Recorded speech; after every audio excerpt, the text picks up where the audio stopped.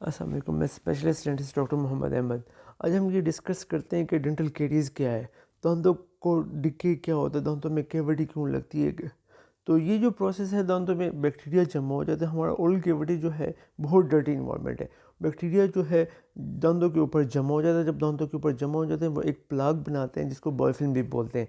Plog में bacteria ये है कि शुगर यूज़ करते हैं। जब बैक्टीरिया शुगर यूज़ करते हैं, शुगर को कन्वर्ट कर देते हैं, मेटाबोलाइज़ करते हैं, उसको कन्वर्ट कर देते हैं लैक्टिक एसिड यानी कि तेज़ाब में।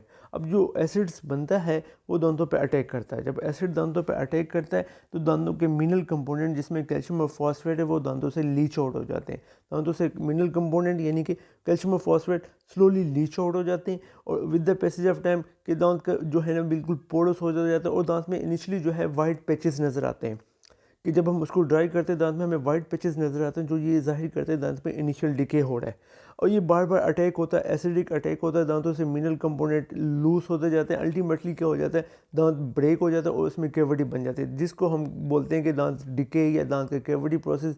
यानी कि ये जो अल्टीमेटली ये जो डिके का प्रोसेस है ये अल्टीमेटली प्रोग्रेस हो के कैविटी बन जाता है। अब हमें ये कि इनिशियल डिके कैसे मिलता है, इनिशियल डिके हमें वाइट पैचेस की फॉर्म में मिलता है। हमें ऑप्टिकल चेंजेस नज़र आते हैं, दांत में वाइट पैचेस बनती हैं जो जब हम उसको उस स्टेज पे तो रोक सकते हैं। अगर हम उसको नहीं रोक सकते कि किसी वजह से वो एडवांस होता है, बार बार वाइट पैचेस के ऊपर एसिडिक अटैक होता है दांत के ऊपर, तो वो अल्टीमेटली ब्रेक डाउन होकर कैविटी बन जाता है जिसको हम बोलते हैं कि अब ये दांत में कैविटी बन गई, अब इसको फिलिंग की ज़रूरत है। अब इंशाल्लाह हमारी वीडियो को बार बार देखें, आपको